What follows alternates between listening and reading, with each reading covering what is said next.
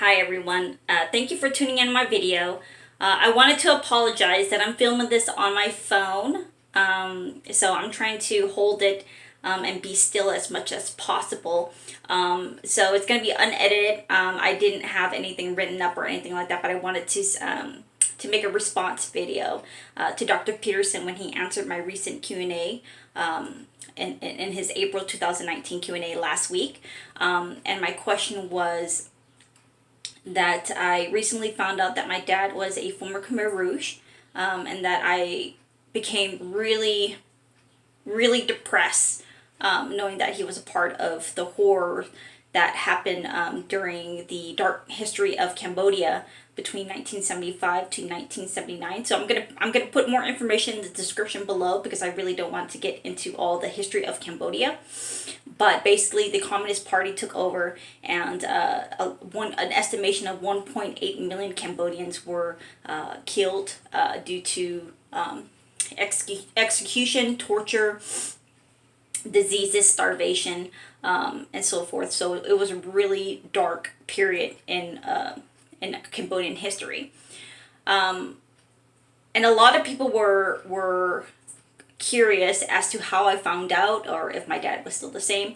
The information that I'm going to give you is going to be vague because if you guys don't know, the current Hun Sen regime in Cambodia right now, they really do crack down on Cambodians who have a rough opinion on the Khmer Rouge and things like that. So I got to be really careful in the process, but to protect the identity of my parents as well, because they really want to move on with their lives. But when I was a child, my mom and dad moved us to Fresno, where I'm here now. And we moved among a lot of Cambodians, in the Cambodian community. And I remember that my dad and my mom made sure that we were educated about the history of Cambodia. So we watched a lot of the movie called The Killing Fields, if you guys are not familiar with that. And I remember my dad said, always remember and pass on that knowledge of what happened to us during that dark period of time to your children's children and so forth. So we won't forget. But he didn't really tell me in details about what he went through, and my mom.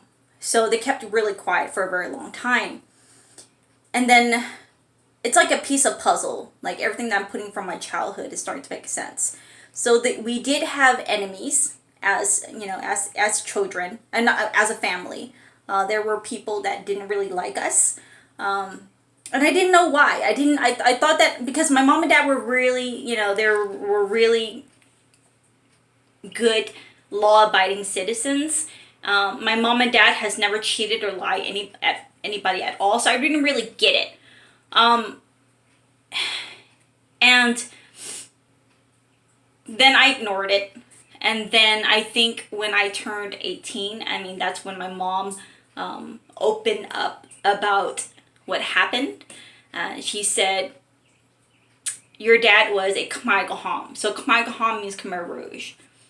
And I remember I remember my heart sinking in my chest, and I became really angry and bitter and resentful. And I not ran away, but I pretty much shut out my family. I moved out for 6 months, and I didn't keep in contact with them at all because I was ashamed, basically. And so I thought that, when somebody's home, I thought my dad was, because technically everybody was a Khmer Rouge during that period of time, even if you were the oppressed and the oppressor. And so that's when I was 18. So I ran away from my problems, from that fact, and it really took a toll on my my brothers and my sisters. So it was a lot of rough time, and I can only say that I went through a mental breakdown. And then when Dr. Peterson came in, into the scene and said to, to face your dragon of chaos, basically, and that's what I did. So last year, I pretty much had the courage to face my dragon of chaos, basically. And so I asked my mom to give me more information. So it turns out that my dad was in fact a Khmer Rouge, and he was a soldier. Now, like I said, I'm not going to give much information about what he did, but I've learned that, just like Dr. Peterson said, that the people that you love are capable of evilness. And then so this year, I started to get really angry, because there are Khmer Rouge here in California, where I'm from. So we live among, so the victims and the oppressor and the oppressed live with each other, basically. And I was really angry, and I went through a really, really, really dark place. And because I'm thinking to myself, this is coming from a man who taught me what is good and what is bad. And to think, who are you to teach me what is good and what is bad after what you have done, basically. And so it hurts me till this day. It hurts me now talking about it. But, you know, thanks to friends that I've known, they helped me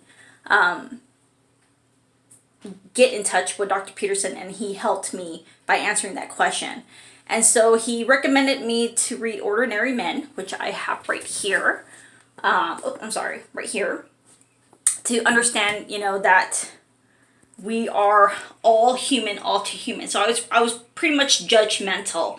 And you have to remember, though, that not only was my dad a Khmer Rouge, my aunts and uncles was as well. And so I lost my grandpa on my mom's side and my aunt from my mom's side, who were executed by the Khmer Rouge. They were murdered. So I had one family who was Khmer Rouge, and I had the other side who was the victim of the Khmer Rouge. So it was just basically like back and forth. I really don't know, you know, it's tough. And just like Dr. Peterson said, it's really rough, of something that I have to learn. And so I've got the courage now to clean my room, and I take it to a whole different level. But I want to say thank you, Dr. Peterson, for helping me as an individual, because you basically saved my life. So if you guys have any questions, I can answer it for you. But like I said, I'm willing to keep it really vague, because it's for protection of my family. But I'm going to say Akon Lakru, Dr. Peterson.